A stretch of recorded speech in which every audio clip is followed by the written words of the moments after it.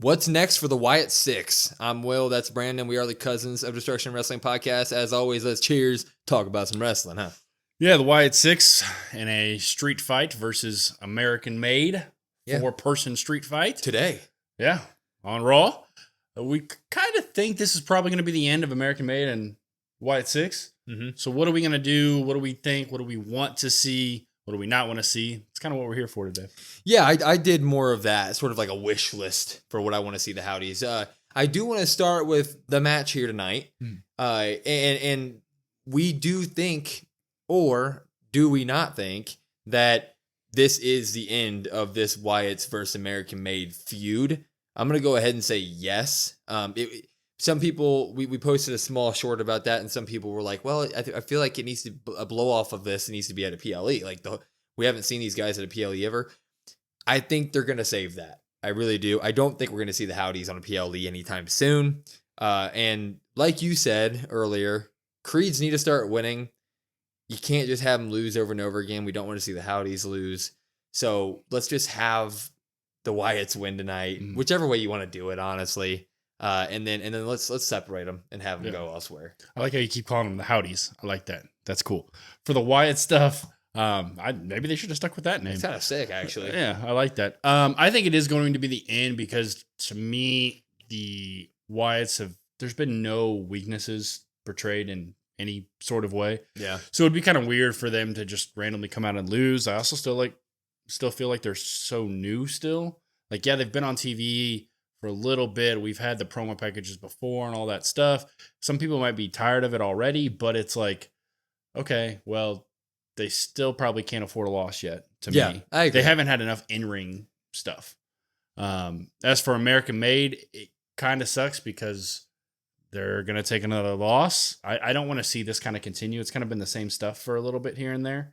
So I think it'd be good for both factions to kind of just break apart with a street fight. I completely agree. And just before we get on with the reason we're here, I don't think that the losses to the Wyatts are that big of a deal to me. To me personally, I don't look at the Creeds being any weaker. I just see the Wyatts being this like overarching being on wrestling that's just kind of on another level of we don't even understand it yet. So to me, it's not like, oh, they lost again to these guys. It's like, oh yeah, of course, these guys are like mysterious ghosts. I don't even know what to think about them. So of course they lose. Like, that's how it feels. Yeah, and that's probably fair. For me, it's just like you had, I don't know.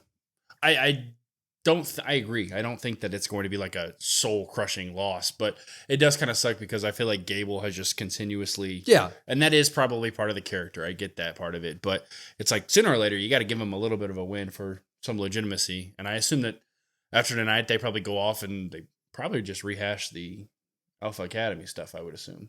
Yeah, maybe. But I guess we'll see. Maybe. All right, well, let's get into the actual wish list of it. I'm going to start small. Okay. Get my first wish list, or first what's next for Uncle Howdy and the Wyatt Six. Get Nikki Cross more involved. That's what the Ivy Nile stuff has sort of seemed like with the American Made, and if they do end up continuing it, then this will probably be fulfilled in some way with her.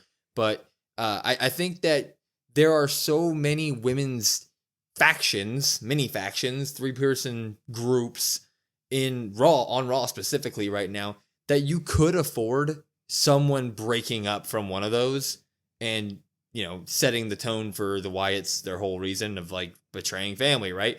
My pick, Dakota Kai, is the obvious pick for me. She can betray Damage Control because Damage Control fights great without her anyways, even though I love Dakota Kai. Kairi Sane and Io Sky, they just are literally peanut butter and jelly when they're in the ring together. Sorry, they don't need you. And if you were to do that, it would put Dakota Kai in a great spot. She could almost have the Chad Gable role that's happening right now, but for the women and Nikki Cross, I just think that'd be a match made in heaven. But we need some more of her. She just seems to be the only character in this whole thing that it's kind of just like the throwaway piece at the moment. Yeah. So more from Nikki.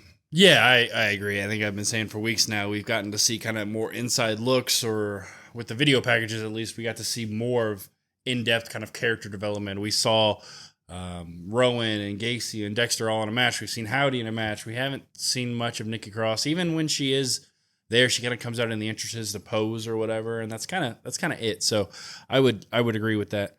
As a whole, I think I kind of would like to see. I know I had talked about before, I don't want them overused in matches, but I want to see more matches, not as a faction, but maybe as like individuals. Ooh, yeah. I would like to see them kind of bring more of that character development and see more of that stuff. There's only so much you can do in a promo, only so much you can do in like an interview or an attack or anything like that. I like to see kind of some more in-ring stuff. It would kind of help me get kind of familiarized with them again, because there is that kind of mystique added to them, but I want to be able to kind of connect to each one individually as opposed to like just the whole. That's a great point. When you think about the greatest factions in WWE history, the ones that pop up off my head immediately are like DX, Evolution, Shield. What is the commonality there? Every member, the fans knew every single member, and they each had distinct characteristics and characters with deep storylines to each one of them. That you could, so when they came together, it was like this conglomeration of all these great stories and these pasts, and having all these guys go out on a singles limb would just be great. They're trying to do that with the tapes. Are they working? Well, at the moment, they seem to be ditching the tape method, at least for the other members of Wyatt 6, not just Howdy, or except for Howdy. So I would say no. I would say that at this moment, we're back to them just kind of being, goofy looking mascots in a good way. I mean, they're spooky and that's what their point, but eventually that might get old if we don't start seeing some character building behind each of these characters. And then you can give them weaknesses, and you can get, so throughout the match, there's stuff to point at when this guy's in the ring. Oh, we just found this out about him, so that makes him weak. But we also know this about him. So if the opponent allows him to do this, he's going to just destroy him. So it would really, really flesh out this group in a good way. Yeah, like you just mentioned, like your DX, your Shield, your... Who else did you say? Evolution. Yeah, Evolution. I mean, all those, the Four Horsemen, like, yep. You think about all these great factions, every one of them, like, you could go ask somebody here, hey, who is your favorite Evolution member? You might say Triple H. Yep. Somebody might say Batista. Somebody else might say Randy Orton. You talk about the Shield, the three of them, like, everybody had a favorite member there. So just something to kind of bring some uniqueness to each person to let us connect, because like you said, they are kind of ditching the VHSs. Yeah. And there's only so much you can do in a VHS. Like, I mean, we always say it always ends in the ring every time. So I would like to see something to at least kind of keep their attention, because right now it seems like they're just coming out and posing for me at least. Yeah, which is fine, but it'll get old. One thing that I do want to see, or that I could see happening, maybe after this Creed battle, maybe they're the ones to take the tag titles off Judgment Day. It almost makes too much sense story-wise. Like, it makes too much sense storyline-wise, because obviously Finn Balor and Dom just turned on their family in front of everybody. The motivation for Wyatt 6 is literally that. Not only that, Judgment Day does not need those tag titles. They're falling apart. That's the entire story with the Judgment Day right now. They are lost without Rhea and Damian. And if you really wanted to, that Finn Balor guy has a spooky other side to him, doesn't he? That would almost feel like a good little boss level for Uncle Howdy to deal with, or maybe even recruit, something like that. So I think that down the line, I mean, that just has to be the thing that happens. Now, do we get other stuff in between there and now? 100%, because Judgment Day storyline is firmly cemented in what it is right now. But wish list wise, that's gotta happen. And for me personally, if they're gonna win titles, if you're going to end up giving the Wyatt 6 titles, this is a good time, because those tag titles desperately need a new family. Yeah, I almost wrote that down on my list. Like I had my pen ready on the paper, and then I was like, I just couldn't force myself to do it. I still think, I know you said it is down the line, but I still don't kind of want them to have the titles just because but like you said, I feel like it kind of just makes sense. You talked about the Judgment Day tag titles. You said, is there something between now and then? I think the perfect answer for that between now and then is something probably involving the Final Testament. Ooh. I wouldn't say this is like a wish list, right? I wouldn't say, hey, this is what I want to see. Not really what I want to see, but The Final Testament, obviously, that storyline kind of got scrapped because of stuff outside of Final Testament's control. Yeah. You kind of need somebody to kind of have Howdy and the Wyatts attack in the meantime until we do get that inevitable Judgment Day stuff. I don't know. Maybe they somehow, the Final Testament and Scarlet and all that, maybe they turn on Paul Ellering. Maybe they attack Paul Ellering or something. They kill him? No. Maybe they attack him. And then you have like I guess it would be. Or sorry to interrupt you. No, you're fine. Or you can just flat out say, you're trying to turn Xavier against Kofi. Like you're trying to break a family up, and that could be enough of a motivation for Wyatt 6. Yeah. Yeah, that is fair. That is a good point. I guess you do have like maybe they do continue that New Day and Final Testament stuff for a little bit longer. Maybe they do get the turn, because I'm sitting here thinking you have Razor, Akam, Cross, Scarlet. You have Gacy, Dexter, Howdy. What's the other guy's name? Rowan. Yeah. And so you need one more member. Oh, okay, yeah. So maybe they do have Xavier finally turn on Kofi. Maybe he joins the Final Testament, and then you have the numbers kind of evened out at that point. Yeah. I feel like they've, as I talked about, Kofi's dancing in the ring while he's teaming with the Wyatts. So like he's giving him pancakes. They all start clapping. So yeah, I mean, they put so much stock. As much as I said I don't like the Final Testament storyline, and they kind of got the rug pulled out from them, not for their own doing, for something outside of their control. Yeah. They put so much time into it that's probably going to finish, and we do probably still get that turn, and then you have that kind of happen, I guess. Yeah. Just to kind of piggyback off the end there, where we talked about the idea of like Kofi going against Xavier and them. I wouldn't necessarily say this is on my wish list, but something that I could see happening down the line for Wyatt 6, and that is adding members. People right now would probably be like, what do you mean? Because there's already 6 of them or 5 of them. But the Wyatt family used to be able to like lull people into their home, right? They had Daniel Bryan, and they had Randy Orton for a little bit, Braun Strowman. Those guys got like, mind controlled almost into the Wyatt 6.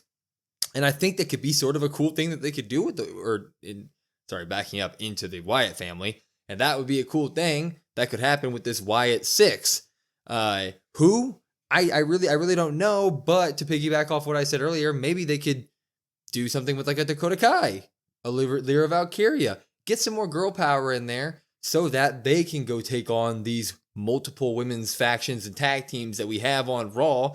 So if you can sort of get one of those strays that have been leaving, like I just mentioned Dakota Kai and Lyra Valkyria, and I'm getting a little muddied here, but if you have Dakota turn on them, that gives Wyatt a reason to come after her, and they could also like kind of, mind control her into the group. Then you got yourself a women's tag team, and then you're all of a sudden relevant in the women's division for the Wyatt 6.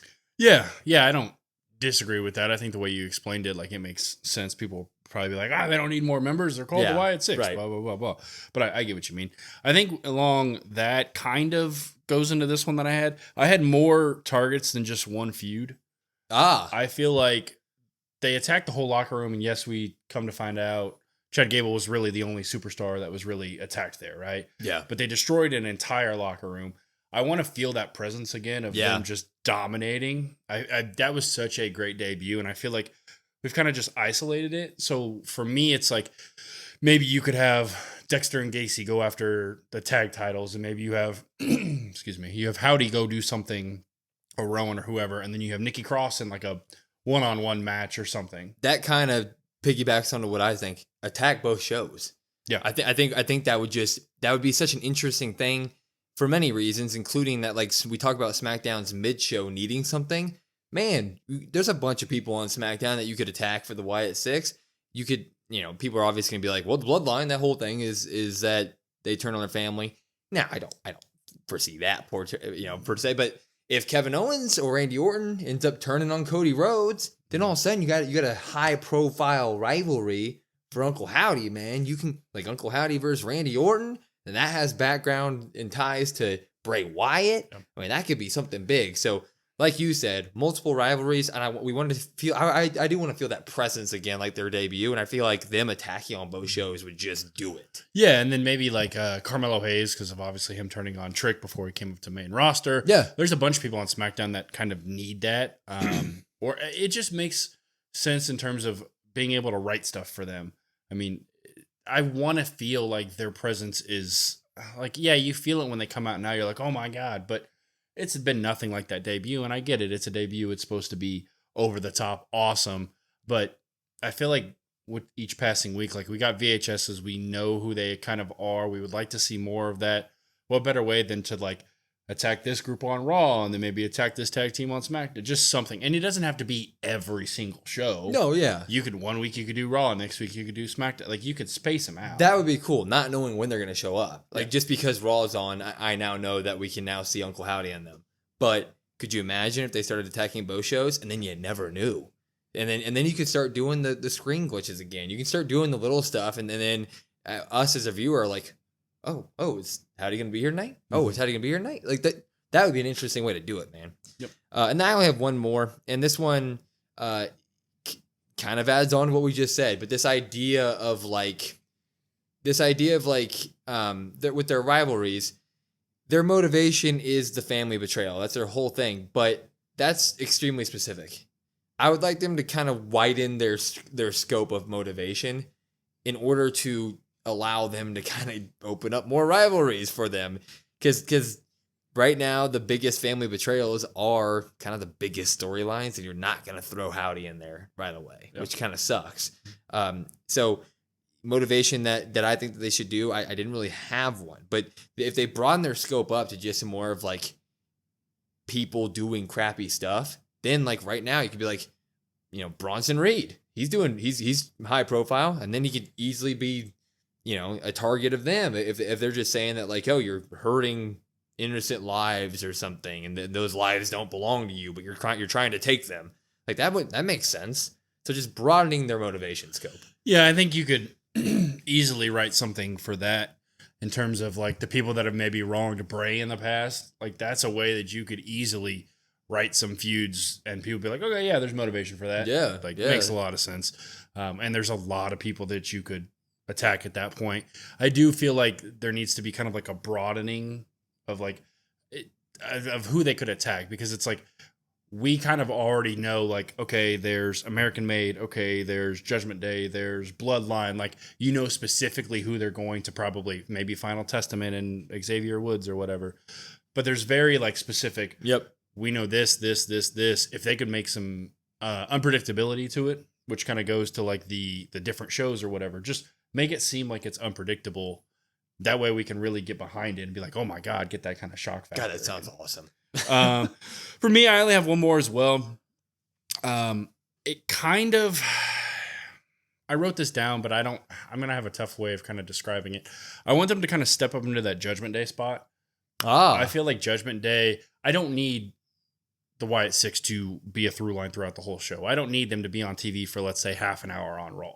But I need them to kind of take that spot as like that dominant faction, because Judgment Day right now has been so weak, and we've talked about our issues and gripes with Judgment Day. I feel like we need a dominant faction on Raw, kind of how we have one on SmackDown. Judgment Day is kind of suffering right now. What better time to kind of elevate that and put them in that spot? Yeah, no, 100%. I could see that happening, but at the same time, I couldn't see it happening because I feel like in order to be a top faction, or I might just be a trained dog at this point, but it feels like if you're going to be a top faction that runs the show, it's a heel thing to do. And I mean, Wyatt Six aren't heels. Right. They just have a specific target, but they're not technically heels. Yeah, they're not. You're not wrong in that sense. I think you could somehow, the Wyatt Six kind of do their own thing, right? Yeah. There's kind of a special sort of rules and guidelines, so maybe they could continue to stay kind of face and doing the right things for what they believe are the right reasons, that everybody else is like, oh, that's a heel thing to do. But they're like, oh, this is our, this is our salvation. This is why we do this. Or you could kind of blur the lines there and why they do things and how they do things to make it come across as more dominant or heelish, but in their minds, because they are pretty crazy and like sick, twisted people, they're doing the right things, but people are like, oh my God, why would you do something like that? Yeah, that'd be a cool way of doing it. Exactly. Like no, we're not heels. And then they're like, well, you just almost literally murdered that guy. Mm-hmm. You destroyed the entire backstage. Like, when you can't be doing that. And then they're just like, oh, but it's for the salvation. Yeah. It's for, no, like, no, it's cool. Yeah, exactly. That'd be the witch tip. It's dope. Mm-hmm. It's fine. It's fine. Anyway, Wyatt 6, this first feud, good stuff, right?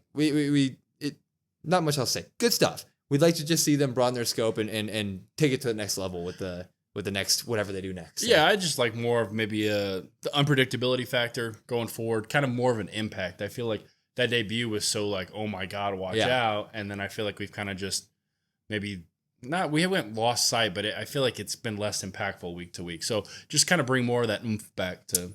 I agree. Let us know what you guys want Wyatt 6 to do. Should be a good match tonight. Looking forward to it. Anyway, follow us on our socials. COD Wrestle Pod, COD Wrestle Pod. Listen to our podcast wherever you get your podcast, Spotify, Apple, etc. And then join our Discord. You want to talk to us during that match tonight on Raw? Join our Discord and come talk. We always got people talking during Raw, NXT, SmackDown, PLEs, all of it. I'm Will. That's Brandon. We are the Cousins of Destruction Wrestling Podcast. We will see you next time.